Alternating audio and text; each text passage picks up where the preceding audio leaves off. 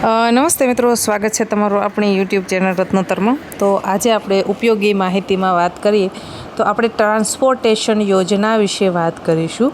આ યોજના છે એ અભ્યાસ કરતા વિદ્યાર્થીઓને આપવામાં આવે છે।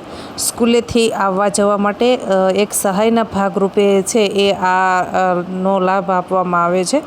એમાં સૌપ્રથમ આપણે વાત કરીએ કે ધોરણ 1 થી 5માં અભ્યાસ કરતા વિદ્યાર્થીઓ કે જેમને સ્કૂલે જવા માટેનું અંતર છે એ 1 કિલોમીટર કરતાં વધારે હોય અને તે ચાલીને જતા હોય તો તે લોકોને છે એ 400 રૂપિયાની સહાય મળવાપાત્ર છે। ત્યારબાદ ધોરણ 6 થી 8માં અભ્યાસ કરતા વિદ્યાર્થીઓ કે જેઓ 3 કિલોમીટર અથવા તો તેનાથી વધુ અંતરે ચાલીને જતા હોય તો તેવા વિદ્યાર્થીઓને પણ છે ₹400ની સહાય આપવામાં આવે છે।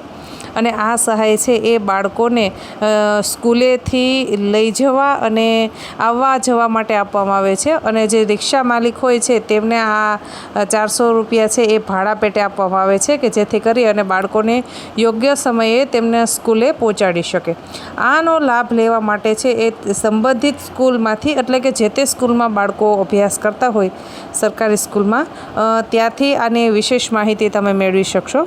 તો આશા રાખું છું કે તમને આ માહિતી પસંદ આવી હશે। જો આ માહિતી પસંદ આવતી હોય તો વિડીયોને લાઇક કરો, ચેનલને હજી સુધી સબસ્ક્રાઈબ ના કરી હોય તો ચેનલને સબસ્ક્રાઈબ કરો।